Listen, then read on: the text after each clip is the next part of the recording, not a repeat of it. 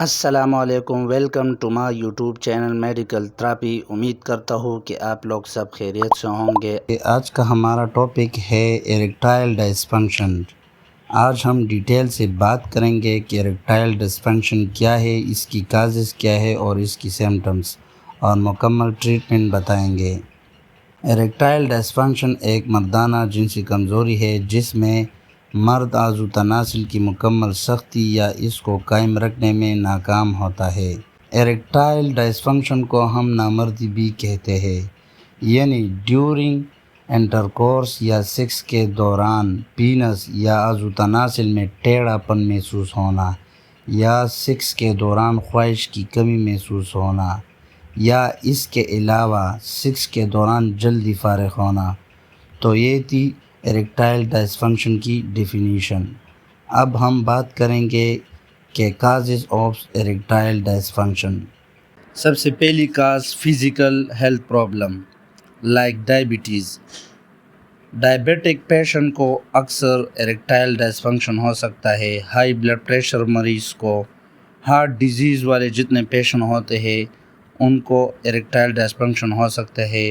Obesity, جن کا wait زیادہ ہو اس کو اکثر یہ مسئلہ ہو سکتا ہے۔ ان ہارمونل امبیلنس، ہارمونل جتنے بھی مسئلے ہیں اس کی وجہ سے بھی ایریکٹائل ڈسفنکشن ہو سکتا ہے۔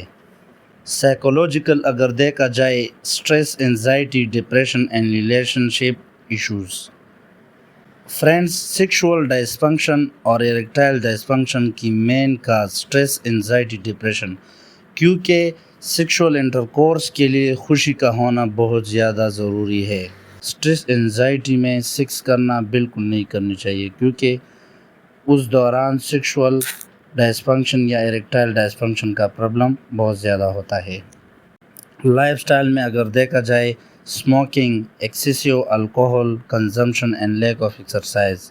جو لوگ اسموک کرتے ہیں، الکوہل پیتے ہیں، اس کے علاوہ ایکسرسائز زیادہ نہیں کرتے تو اس کو بھی ایریکٹائل ڈسفنکشن کا مسئلہ ہو سکتا ہے۔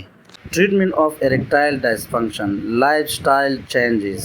اسموکنگ کو چھوڑنا چاہیے، الکوہل کو چھوڑنا چاہیے، ڈیلی ایکسرسائز کرنا چاہیے اور ہیلتھی ڈائٹ سٹارٹ کرنا چاہیے۔ روٹین اس طرح جاری رکھے، سیکشول ڈسفنکشن، ایریکٹائل ڈسفنکشن کا خاتمہ ہو سکتا ہے۔ اب ہم میڈیکیشن کی بات کرتے ہیں۔ پلز لائک ویگرا، سیالس اور لیویٹرا، آپ لوگ پکچر میں دیکھ سکتے ہیں تینوں۔ یہ میڈیسن آپ لوگ عارضی طور پر استعمال کر سکتے ہیں، مطلب ایریکٹائل ڈسفنکشن والے پیشنٹ جو بھی ہو وہ لوگ یہ استعمال کر سکتے ہیں سیکس کرنے سے پہلے، انٹرکورس کرنے سے پہلے۔